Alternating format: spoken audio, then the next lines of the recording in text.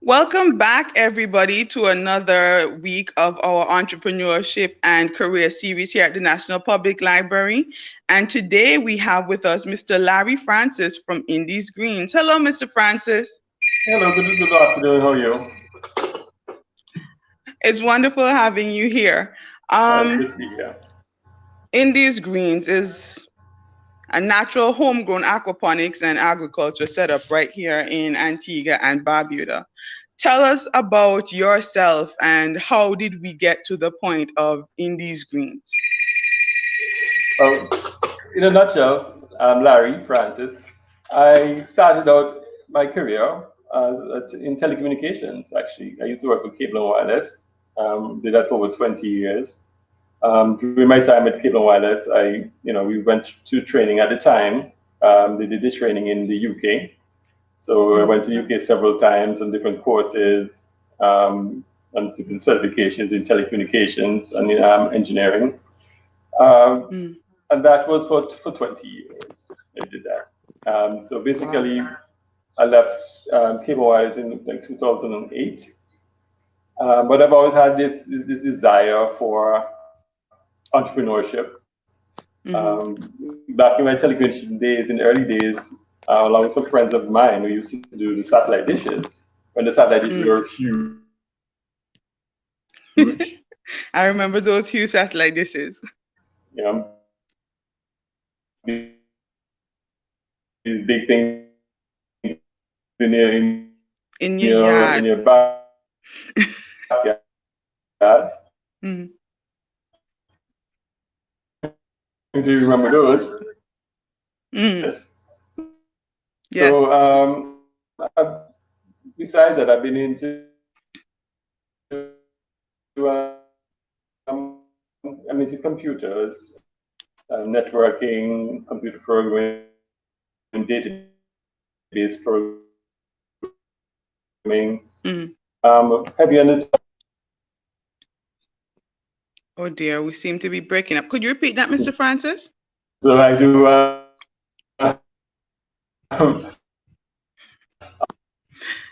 lot Yeah, of the internet seems. in a nutshell, my days before Indies Mm. Greens. Wow, so database Can you programming, hear me, all of sorry? that sounds like it would have been a lot of study time. How much study did you have to do? Well, in total, there's a few years Mm. doing with Cable and Wireless. I think a total maybe about 3 years. That's going and coming. That's continue. That's consecutive years. Because at the same Mm. time you still have to be working and going to Mhm. school and doing the different courses. And I've done Mhm. also personal certifications like the Microsoft engineering certificates and that sort of thing in my own personal time. In addition to my, rigorous research and just doing it. Yeah, just Yeah. keeping yourself at, Um, the highest level that you can for, what you're into. I can respect that. But I mean, good. telecoms, computers, what does this have to do with agriculture? When did the light bulb go off and you say, you know what? I can leave this and I can go over and do something else completely different. Ah, well, it was the summer of 2009. Actually, I went to Disney World with my son Mm. and went to Epcot Center. And at Epcot Center, they had this eco tour. At Mm. Epcot Center, we decided to go on the tour. And what I saw on the tour was they had catfish in an aquarium or a big tank with a glass. You could, drive by and see. And then they took the water from the catfish tank and they're Mm. using it to grow all sorts of products, produce. And Mm. that blew me away. It was so many different things that they're growing in such a small space because it's at Epcot Center. I said to Yeah. myself, look, this is ideal for Antigua. Antigua is dry. We don't have Mm. much water, and they're recycling the water over and over with the fish tanks, Mm. and they're growing so much product in such a small space. I said, Antigua is small, doesn't have a lot Mhm. of millions of square miles to grow food, so we could just True. grow a lot of food with a little bit of water in a small space. I said, that is ideal for Antigua. So I came back and I said, "Look, this is something that we have to do because it's amazing." It was amazing. so that I mean, I can imagine it was amazing to see such a thing because I guess for many people, they don't even understand what aquaponics or hydroponics is. For many people, you know, fish swim in the sea or they swim in a pond and plants grow in dirt. So, how do we grow things without dirt? How do we keep these fish alive here Oh, in these systems? well, What does it take? it's two different things. There's aquaculture. Mhm, There's two parts to aquaponics. There's the aquaculture mhm, side, where you're mhm, growing that aquatic organism, aquatic animal. In our mhm, case, we do fish, and then we do the tilapia.